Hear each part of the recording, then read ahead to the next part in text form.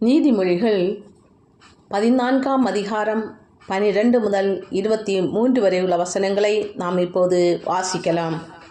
மனுஷனுக்கு செம்மையாய்த் தோன்றுகிற வழி உண்டு, அதன் முடிவோ மரண வழிகள். நகைப்பிலும் மனதுக்கு துக்கம் உண்டு, அந்த மகிழ்ச்சியின் முடிவு சஞ்சலம்.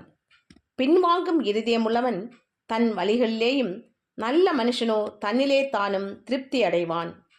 பேதையானவன் எந்த வார்த்தையையும் நம்புவான், விவேகியோ தன் நடையின் மேல் கவனமாயிருக்கிறான்.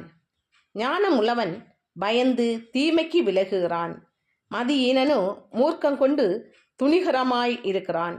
முட்கோபி மதிக்கேட்டை செய்கிறான், துர்சிந்தனைக்காரன் வெறுக்கப்படுகிறான்.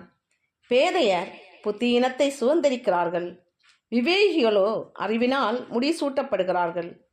தீயோர் நல்லோருக்கு முன்பாகவும், துன்மார்க்க நீதிமான்களுடைய வாசற்படிகளிலும் குனிவதுண்டு. தரித்திரன் தனக்கடுத்தவன் ஆனாலும் பகைக்கப்படுகிறான், ஐஸ்வர்யவானுக்கோ அநேக சிநேகிதருண்டு. பிறனை அவமதிக்கிறவன் பாவம் செய்கிறான், தரித்திரனுக்கு இறங்குகிறவனோ பாக்கியமடைவான். தீமையை யோசிக்கிறவர்கள் தவறுகிறார்கள் அல்லவோ, நன்மையை யோசிக்கிறவர்களுக்கோ கிருபையும் சத்தியமும் உண்டு. சகல பிரயாசத்தினாலும் பிரயோஜனம் உண்டு, உதடுகளின் பேச்சோ வறுமையை மாத்திரம் தரும்.